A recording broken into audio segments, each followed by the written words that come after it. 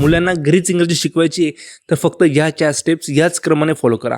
मग बघा तुमची मुलं 100% इंग्रजीमध्ये बोलायला सुरुवात करतील. आता या स्टेप्स काय आहेत ते मी एक्सप्लेन करून सांगतो. जर तुम्ही तुमच्या मुलांपर्यंत योग्य व्होकॅब्युलरी पोहोचवली तर तुमचं जवळजवळ 70% काम झालं असं समजा. आणि मुलांची व्होकॅब्युलरी इम्प्रूव्ह करण्यासाठी तुम्ही या 4 मेथड्सचा वापर करू शकता. ऑब्जेक्ट नेमिंग म्हणजे मुलांसमोर किंवा मुलांशी बोलताना घरातल्या वस्तूंची इंग्रजी नावं वापरायची, जसं door, spoon, knife, scissors. NACFA म्हणजे numbers, adjective, colours, feelings, animals यांच्याबद्दलची व्होकॅब्युलरी. आता सर्वात महत्त्वाची गोष्ट, या सर्व गोष्टी मुलांना एकदम नाही शिकवायच्या किंवा मुलांना असं पकडून एका जागी बसून पण नाही शिकवायच्या. तर हे शिकवण्यासाठी तुम्हाला इनडायरेक्ट मेथड वापरायची. म्हणजे हे सर्व इंग्रजी शब्द हळूहळू रोजच्या जीवनामध्ये वापरायला सुरुवात करायची. जसं चाकूला हात नको लावच्या जागी नाईफला हात नको लावू असं बोला, कात्री द्यायच्या जागी सिझर्स दे असं बोला, दरवाजा बंद कर याच्या जागी तुम्ही डोर बंद कर असं बोलू शकतात. आणि अशाच प्रकारे इनडायरेक्टली मुलांना NACFA व्होकॅब्युलरी सुद्धा शिकवायची. लक्षात ठेवा, मुलं पुन्हा पुन्हा केल्याने शिकतात, म्हणून रिपिटेशन इज द की. आणि जे शब्द मुलांना यायला लागतील, समजायला लागतील,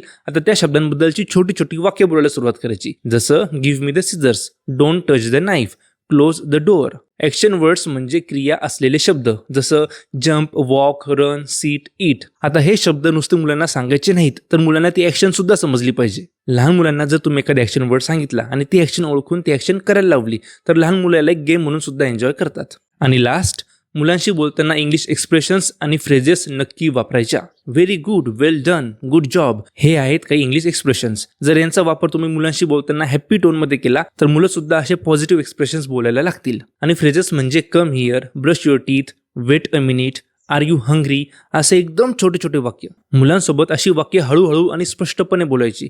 पुन्हा पुन्हा अशी वाक्य बोलाल तर मुलं सुद्धा स्वतःहून ही वाक्य बोलायला सुरुवात करतील. आता इथे मी तुमची एक मदत करू शकतो. जर तुम्हाला घरातल्या वस्तूंची इंग्रजी नावं, action words, English expressions, phrases यांच्या PDFची गरज असेल तर मला कॉमेंट्समध्ये सांगा. ज्यांनी कॉमेंट केले असेल त्यांना मी PDF बनवून 1-2 दिवसांमध्ये पाठवून देईल. उद्याच्या व्हिडिओमध्ये मी ह्या शेवटच्या 3 स्टेप्स पूर्ण एक्सप्लेन करेल आणि परवाचा व्हिडिओ ह्या टॉपिकवरती शेवटचा असेल. म्हणून फॉलो नक्की करून ठेवा, म्हणजे बाकीच्यांप्रमाणे तुम्हाला सुद्धा पुढचे पार्ट्स मिळतील. आणि हा व्हिडिओ बनवण्याचं सजेशन दिल्याबद्दल थँक्यू सो मच श्रद्धा मॅम. खूप कामाचा व्हिडिओ आहे हा, तर बाकी लोकांसोबत नक्की शेअर करा. थँक्यू.